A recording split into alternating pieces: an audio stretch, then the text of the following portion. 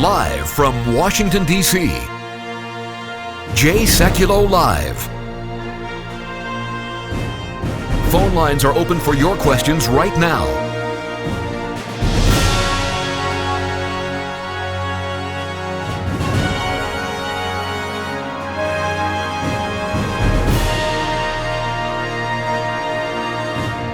And now, your host, Jordan Sekulow.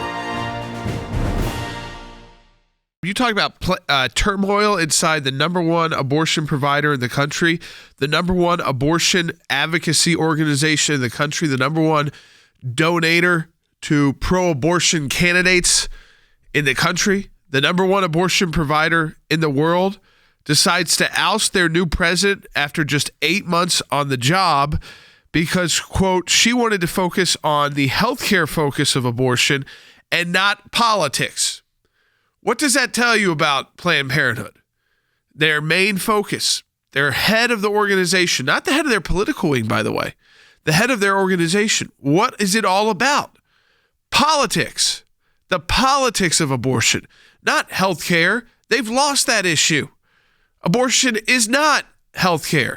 And I think that their core leaders realize they were just losing and losing under this new president who wanted to try to take them in a more modern direction away from abortion so that maybe they could be eligible for some of these federal funds that they have now been defunded. So not only has Planned Parenthood lost just this week $60 million in funding after losing in the Ninth Circuit twice. Think about that, folks. Losing in the Ninth Circuit twice. And Planned Parenthood operates about half the abortion facilities in the U.S. But look, the data on this is pretty shocking. 40 abortion clinics have closed in 2018. So just in the recent numbers that we have from last year, 79% of all abortion clinics opened in 1991 have shut down. Now, the number of abortions have gone up, but the number of abortion providers and clinics offering abortion and even states that have abortion clinics has drastically declined because we are winning this debate amongst people. We're winning this debate in the courts, and that is why judicial nominations are important. It is why science is important. And it is why keeping up the pressure on the groups like Planned Parenthood who kill unborn children is so important. And we're going to talk about it today on Sekulow Live because I think when you see this kind of turmoil at what is an organization that was used to having, its long-term 12-year leader, Cecile Richards, out there not only as an abortion advocate, but as a women's rights advocate and kind of muddying the waters there while still taking the very extreme pro-abortion stance, they try to bring in, instead of a political actor, a trained medical professional, a doctor from Harvard, I thought, to try and change the way Planned Parenthood was seen. That did not go over well with the Planned Parenthood board. This is from the head of Planned Parenthood. They tweeted it out. Leanna Wynn, I just learned from the Planned Parenthood board that they ended my employment at a secret meeting. We were engaged in good faith negotiations about my departure, so she was on the way out, based on philosophical differences over the direction and future of Planned Parenthood. My statement to come shortly. Her statement says that she wanted Planned Parenthood to be a healthcare organization that provides essential primary preventative care to millions and not just focus on abortion and politics. That was rejected by the Planned Parenthood board. And here's why. They're losing in politics. They're losing in the courts. They're losing public support. They want to sell fetal body parts. Remember, they wanted abortion even after birth, and she was defending that, by the way, when Virginia Governor Northam did that. Folks, we have a matching challenge right now at the ACLJ. Whatever you're able to donate is double. Just to explain that to you, if you can make a $30 donation to the ACLJ, that's all you're charged on your credit card. It's tax-deductible donation. We're a 501c3, but we have a donor ready to match that. So effectively, because of your $30 donation, the ACLJ receives $60. That is big. That is important in the overall scheme of, again, the work that we do at the American Center for Law and Justice and able to fund that work because we represent our clients in these causes at no cost to those clients. So again, the number is on your screen if you want to make that donation by phone, or you can go to aclj.org and be part of the matching challenge by donating online. We'll be right back.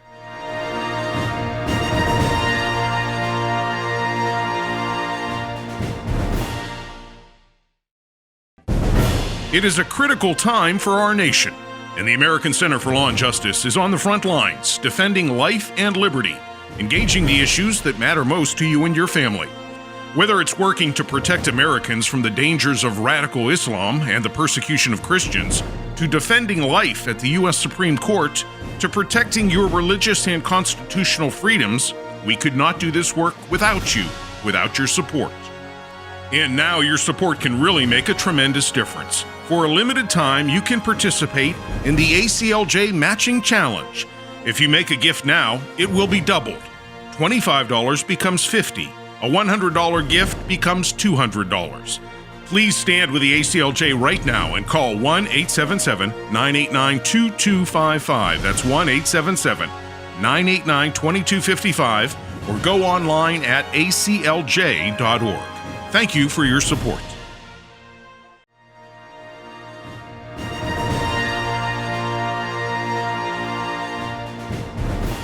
You know, I think about this story with Planned Parenthood, and I just want to remind you all, if you're on our email list, you'll know we're in federal court today against Planned Parenthood. They've ousted their president, but they're still a $1 billion a year organization, so they're fighting back against any more release of those videos. In fact, trying to punish those who exposed the sale of fetal body parts that Planned Parenthood was engaged in. The fact that Planned Parenthood went so far as to changing their abortion procedures so they could preserve more of the baby parts that they killed, so that they could preserve more of the organs and systems to sell for research. And you know what the Trump administration said? We're not going to fund any more of this research anymore. The federal government had been funding it through grants to universities and schools. Those grants have all been stopped from the Trump administration. The Trump administration has defunded Planned Parenthood through Title X. They were ready to defund Planned Parenthood even broader, but it was one Republican who's no longer with us who stood in the way of that, Senator John McCain. So President Trump is ready to fully defund Planned Parenthood. He's just got to have a Congress willing to stick by him to do it. There's nothing in the law, nothing in the Constitution that requires the U.S. government and the U.S. taxpayer to fund Planned Parenthood anything.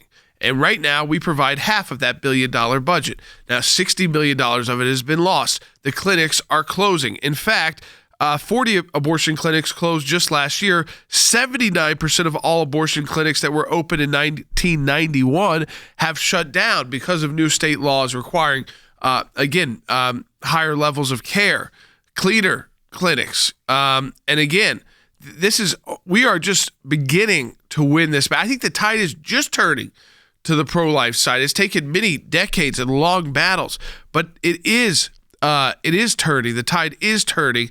Let me go right to the phones. Larry in Indiana online too. Larry, welcome to Jay Sekulow Live. You're on the air. Thanks for taking my call. Thanks, Larry. I think this decision to let this individual go from their organization just simply lays their agenda bare to a political agenda. And originally, when they called it women's health care, try to justify that at the beginning, they're going to find it hard-pressed, if not impossible, to go back to that excuse, as I call it.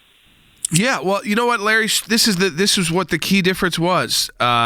Dr. Wynn, the first physician to lead the organization in decades, this is from the New York Times, said she believed, quote, the best way to protect abortion care, so I mean, she's very pro-abortion, is to be clear that it is not a political issue, but a healthcare one, and that we can expand support for reproductive rights. But the board of directors said, no, you have to have an aggressive political leader to combat the current efforts to roll back access to abortion. I think what it is, I'll go to you, Wes, first, then to Harry. Wes, Planned Parenthood is scared. They are seeing losses in the Ninth Circuit. They used to be very friendly to them.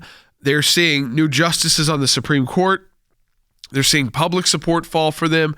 They're seeing the exposure, like the fetal body part sales, things that were really just disturbing to the American people and grotesque to the American people that they don't want to pay for with their taxpayer dollars. And that would mean that if they ultimately lose that, they've lost half their budget. So they are in crisis mode. Yeah, they really are. Planned Parenthood is in trouble. Abortion is their most lucrative business. And what you've just indicated, Jordan, is a changing cultural landscape. Last week, a Pew Research poll indicated that an overwhelming majority of Americans, over 70%, favor some limits on abortion. The younger generation, which are coming into their childbearing years now, are overwhelmingly against abortion, except in rare cases like rape, incest, the life of the mother. And 79% of abortion clinics that were open in 1991 have now closed. It is a changing cultural landscape. You have 12 states that have passed laws restricting abortion. Some clinics have been closed because they lack safety and health procedures, to protect the life of the woman going through the abortion. Many states have refused to fund at the state level abortions anymore. It is a changing cultural landscape. And I think it's very telling when a woman like Dr. Nguyen is too moderate, even though she supported Governor Northrup in his, support of abortion at the point of birth, that she is too moderate for Planned Parenthood. That is just so very telling. And you're so right. When the Ninth Circuit Court refused to block this new Title X rule, that is also very, very telling. And of course, the Fifth Circuit a while back, they found that Planned Parenthood violated federal standards regarding fetal tissue research and medical ethics because they were encouraging doctors to change the abortion procedure in order to preserve the organs so they could be given for research and, like you said, frequently sold for research. Right now, I want you to see one of the ACLJ documentary films. Take a look at Abortion Inc.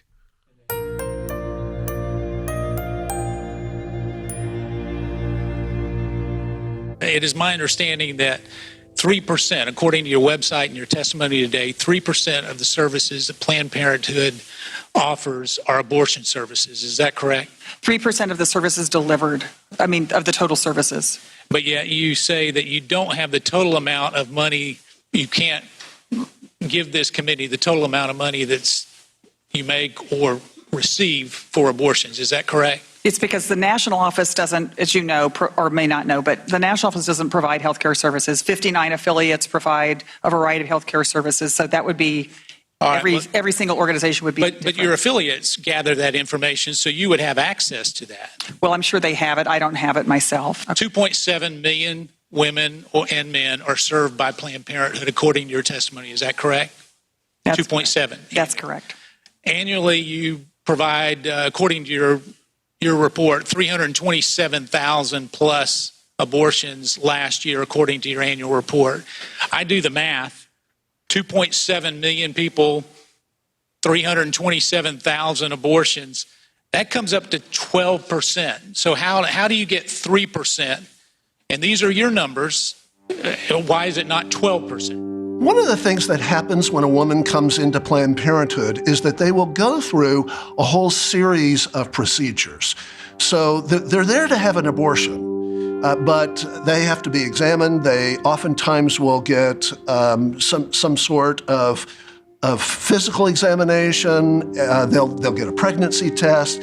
Every step along the way is counted as a separate procedure, so that when Planned Parenthood announces that only 3% of their work is actually abortions, they're skewing the numbers because they're counting 8, 10, 12 procedures that are all just leading up to the abortion as separate procedures, and they're of course not. The problem that has arisen and why we continue to look at this, and I think the reason it is such a debate, when you look at an entity like Planned Parenthood, and they do about 1/3 of all the abortions that are done in the country, they receive money and they say, well, but it's not used for abortion services.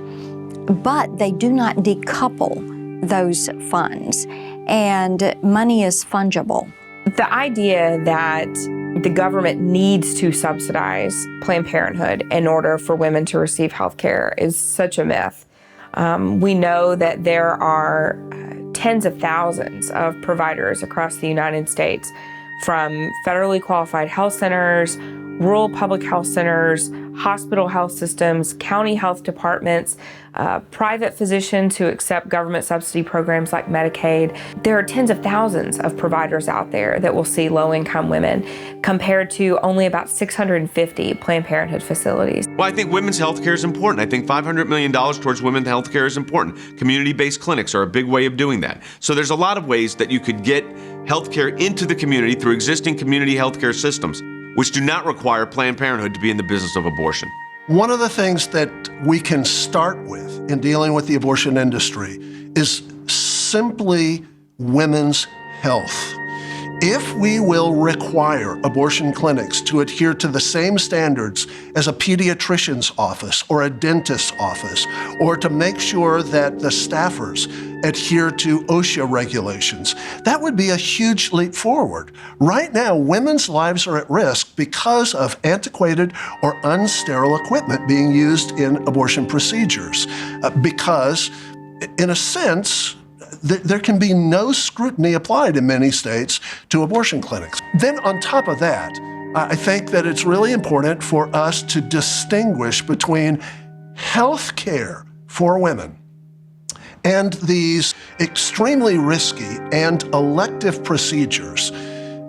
You don't have to be pro-life in order to recognize there's a huge difference between providing mammograms for women and taking the life of a woman's child. We're very careful in the Senate to be able to address a bill that removes the funding from Planned Parenthood and gives that funding to what are called community health centers.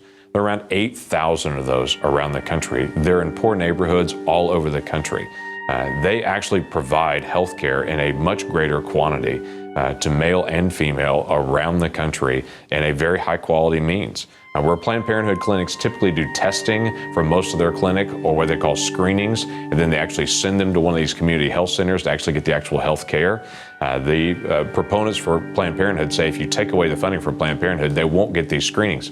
Well, quite frankly, they can get those screenings at the same place they'll get their health care. That's these community health centers, rather than getting into locations that we know are going to default back to abortion every time is a major part of their funding. The only service that Planned Parenthood provides that women can't get at other places that's readily accessible is abortion.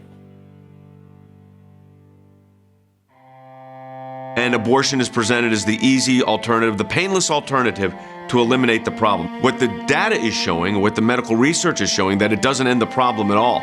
While it does terminate the life of the unborn child, there have been traumatic impacts from that abortion, and it's heart-wrenching.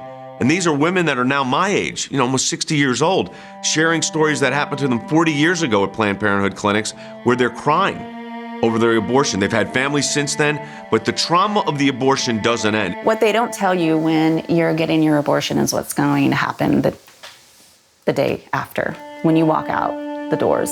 They don't prepare you for the physical pain, the emotional pain, the spiritual pain, the mental anguish. I pretended I was fine, but I wasn't fine. I'm a woman who got pregnant. When a woman gets pregnant, their motherly instincts just kick right into gear. It's how we're wired, it's how we're created, and I short-circuited mine. And there was a hole, there was a darkness, there was a loss, and I knew it was a loss, and I felt that. And I carried that with me for a very, very, very long time. I mean, I'll be honest, I still carry it with me. I mean, I still have to sit here and go, I took 2 lives. I'm sorry, I don't believe any woman can have an abortion and not have scars from taking the life of her child. Women are uniquely made to give life, and when we destroy that life within us, we destroy part of ourselves. And it was just that sick, twisted way. You see that woman on television even today who's angry, who says, abortion is the best thing that ever happened to me, but she's saying it through clenched teeth and clenched fists. She's not saying abortion was the best thing that ever happened to me. So I think it's that defense mechanism that kicks in that tries to find a way to justify the most horrible thing anyone could possibly do to themselves. And I think that we just don't want to face the lie because we know. And I think if you ask any woman that's ever killed her baby, she'll tell you, I knew. We've got to be problem solvers. We have to have resources available to help these women. I can't even tell you how many pregnant women we've had live in our home with us because their parents kicked them out, because they were already homeless, because, their boyfriend left them, whatever, and they couldn't afford their rent. I mean, that's what we have to do in the pro-life movement. We have to not just say that we are pro-life. We have to actually be pro-life. We have to live as pro-life people. We have to make sacrifices for these women and their children. We have to get uncomfortable to do everything we can to promote a culture of life. And no matter the cost, no matter the inconvenience for us, we have to show these women that there is a better way, that there is a better option, and that we are willing to be there to help them find it.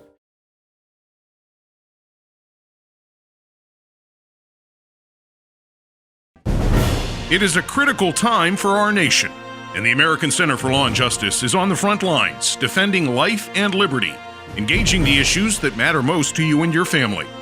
Whether it's working to protect Americans from the dangers of radical Islam and the persecution of Christians, to defending life at the U.S. Supreme Court, to protecting your religious and constitutional freedoms, we could not do this work without you, without your support.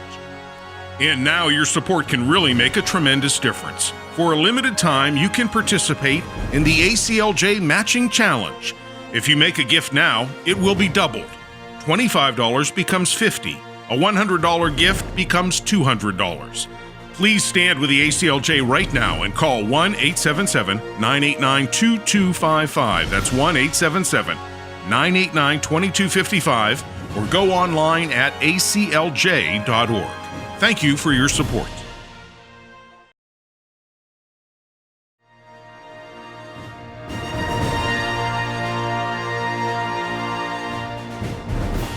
Harry, we're in federal court right now defending clients who exposed Planned Parenthood's sale of fetal body parts, which I think was really a shifting point for them. A point for them you can kind of mark in history when the American people said, what is really going on at Planned Parenthood? Is this the Planned Parenthood I was told about in the 1960s and 70s? Doesn't seem like it. And by the way, there's been a lot of advances in science, so why do we need third trimester abortions? And why are states needing to pass those laws? And why won't they set up clinics that are clean and decent and have doctors who could get access to medical facilities if they need to, if there's an emergency situation on the ground, and their funding gets cut, and then they almost lost half of their funding.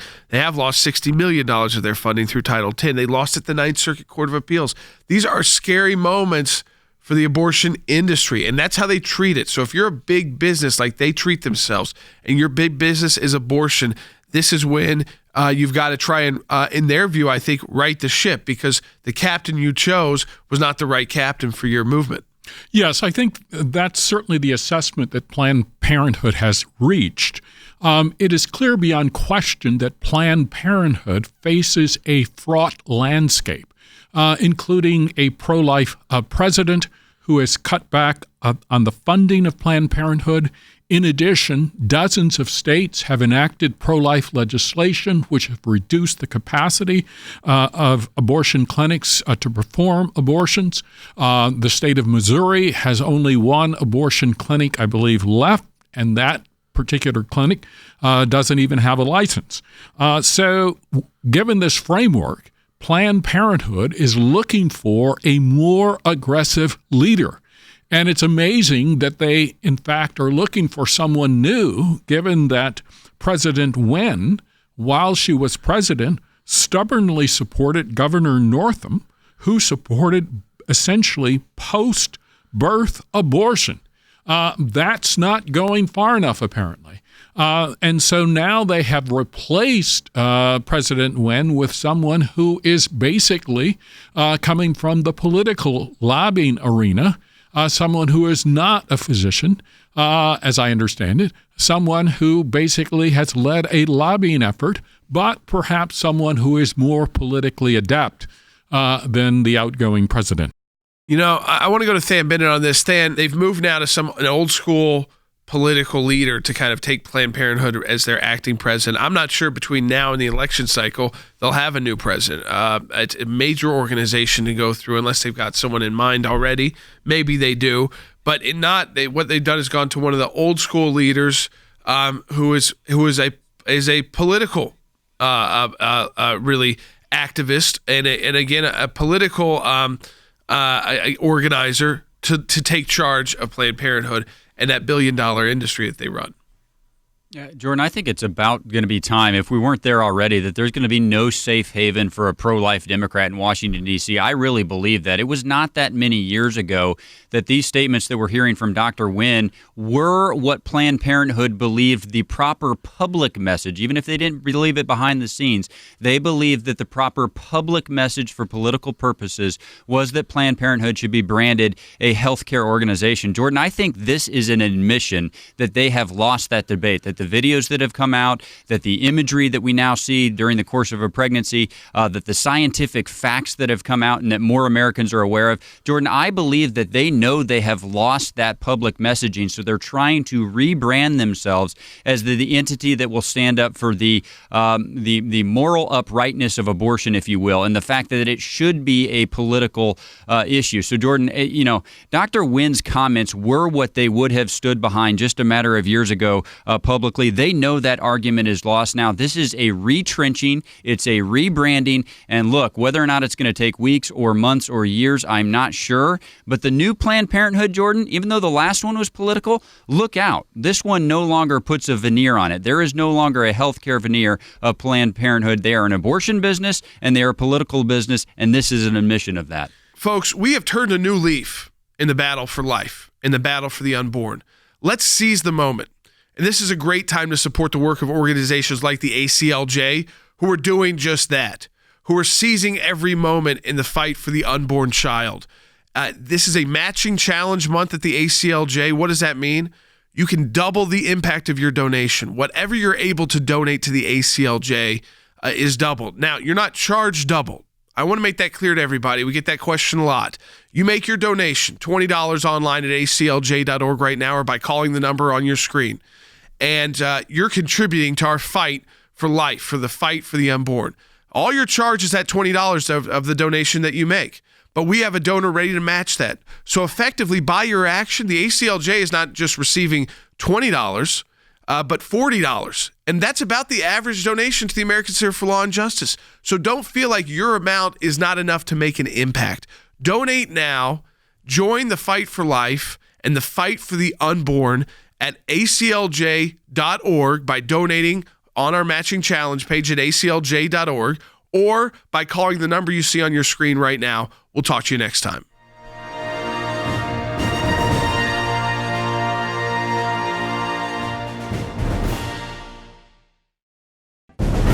It is a critical time for our nation, and the American Center for Law and Justice is on the front lines, defending life and liberty, engaging the issues that matter most to you and your family. Whether it's working to protect Americans from the dangers of radical Islam and the persecution of Christians, to defending life at the U.S. Supreme Court, to protecting your religious and constitutional freedoms, we could not do this work without you, without your support. And now your support can really make a tremendous difference. For a limited time, you can participate in the ACLJ Matching Challenge. If you make a gift now, it will be doubled. $25 becomes $50. A $100 gift becomes $200. Please stand with the ACLJ right now and call 1-877-989-2255. That's 1-877-989-2255 or go online at aclj.org. Thank you for your support.